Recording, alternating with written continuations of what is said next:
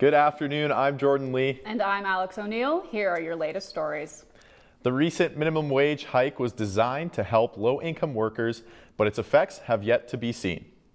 Elaine Bryce is a waitress in a local restaurant. Bryce says the increase in minimum wage has not helped her. She says in response to the increase, her work now gives shorter shifts, less staff scheduled for each shift, and increase in prices on the restaurant's menu. Bryce says these changes cancel out any potential gains. Despite this, Bryce says she thinks it's a good idea to raise minimum wage. A convicted sex offender has been rearrested on new charges. A May trial date has been set. Eric Wanamaker has appeared in a Calgary court after allegedly breaching a condition under the Sex Offender Information Law. Wanamaker was put on the National Sex Offender Registry in 2011 due to multiple convictions, including sexual offenses against a young girl. The date of the trial is May 15th. A new study has discovered that male red squirrels will kill the offspring of their male rivals. Biologist Jessica Haynes noted this behavior as the reason females have two sets of litters. Researchers show that that the males who kill the first set will end up being the fathers to the second set. Haynes said that the discovery of the sexually selected infanticide in the red squirrels population is both, quote, horrifying and fascinating. California-based Silicon Valley has taken two major steps towards opening its first Canadian branch. This major U.S. bank says it has received the green light from the Canadian Finance Department. Silicon Valley Bank is a long-time specialist in lending to startups and technology companies. The bank plans to provide commercial bank services to private and public companies from within Canada. This makes it easier for up-and-coming tech companies that are searching for a loan. Ransomware and other malware threats have exploded since 2016. They target both individuals and increasingly business networks. IT CEO Damien Gillies explains what you should do when encountering these threats and how to be better prepared for them. Ryan Robinson has more. The need for IT technical assistance in the business world is only increasing. People's data is becoming more and more vulnerable to ransomware and other malicious attacks.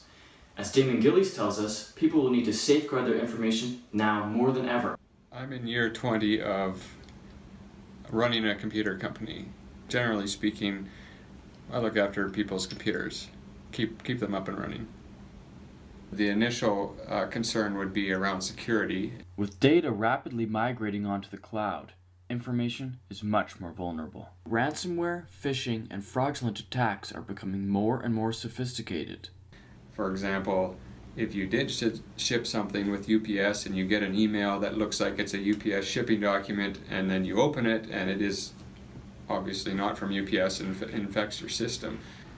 An unfortunate realism when you're dealing with working on the internet and communicating online, you have to pretty much be paranoid. He recommends looking out for things like misspelling or broken English in emails that can give scammers away, as well as regularly backing up your files. No one should have to be losing their data. So the key is to get your, if your data gets affected, deleted, corrupted, whatever, to have your backup. Ryan Robinson, CMRU.ca News. On February 21st, Colorado's Department of Transportation shut down more than 2,000 computers after its network suffered a ransomware attack. The attackers are asking for a Bitcoin ransom, but since the department had data backups, they won't be meeting those demands. And now to Brandon Hilchey with entertainment news. Thank you, Jordan. Yes, so first, a big story up. Power couple Zayn Malik and Gigi Hadid have confirmed their breakup. After nearly 2.5 years together, they called it quits shortly after Gigi Hadid's birthday. Sources close to the couple say that they had been fighting for quite some time. There is hope for a reconciliation, although Zayn has unfollowed Gigi and her mother on Instagram. In royal news, the Queen has given her official consent for the marriage of Prince Harry and actress Meghan Markle. Prince Harry is fifth in line for the throne, and the wedding is set to take place on May 19th, and we couldn't be more excited to tune in live from Windsor Castle as those events unfold. Fingers are being pointed at pop star Katy Perry in the death of an 89-year-old nun. Perry has been locked in a legal property battle with a group of nuns over an 8-acre former convent. Perry wants to convert the plot of land into a home, and the group of nuns do not want to let that happen. 89-year-old Catherine Rose Holzman dropped dead suddenly before a court. Beforehand, though, she said that what Perry was doing was just hurting a lot of people. This has hurt Katy Perry's image with fans and amongst Hollywood at an especially terrible time for her, as she has recently taken up hosting the American Idol reboot on TV right now, where she's also facing some backlash for actions on that show. And last but not least, we have another Kardashian baby on the way after Kylie and Kim gave birth to their girls, Stormi and Chicago. Yes, Khloe Kardashian threw her baby shower in LA and it didn't disappoint. The event was planned by Hollywood event planner Mindy Weiss and was thrown in the Grand Ballroom at the Bel Air Hotel. It was decked out with thousands of pink flowers, thousands of pink balloons, and friends and family of the Kardashians in anticipation of their new girl. Parents Tristan Thompson and Khloe Kardashian are expecting the arrival of their girl at the end of March or in early April.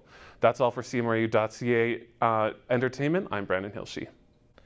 Thanks, Brandon. The Winter Olympics have made mixed doubles curling more popular in the Calgary area. The Garrison Curling Club is one rink in Calgary that offers this sport. Scott Stimson went there to find out how the Olympics have affected them. Kirsten Silcox and Jason Kirak enjoy playing mixed doubles curling. Unlike traditional curling, mixed doubles teams are made of one male and one female. It also starts with 2 rocks in play.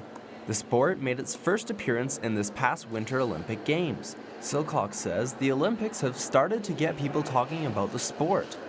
I think it certainly has sparked a lot of conversations about what the game is and how it's different from regular curling, and I'm hoping again that it's going to spark some more interest moving forward into the Spring League. Kirak says people at the Garrison Curling Club seem to be intrigued with mixed doubles curling. Definitely what we've seen is more interest in some of the registrations coming up for the spring and then also into the fall. The club here at Garrison has definitely seen more people sort of wanting to give it a try. Kirak says the next step for the sport is to get young people involved and for curling clubs to provide ice time. One of the things that has to happen is for some rinks that do have some available ice space to take the risk and give it a try and get it going. The first mixed doubles world championship was held in 2008. The sport became part of the Olympics 10 years later. It drew the attention of a lot of Canadians watching on TV, and now it's starting to sweep the city of Calgary. Scott Stimson, CMRU.ca News. Now we have our upcoming weather forecast with Austin Saunders. Hey guys, I'm Austin Saunders. As they said, as you can see outside, it's not great. It looks like our high for today is -2, but with the wind chill, it feels more like -8. All right. Friday, we have a high of 2 degrees with a low of -6, and it's going to be partly cloudy, but still probably snowing.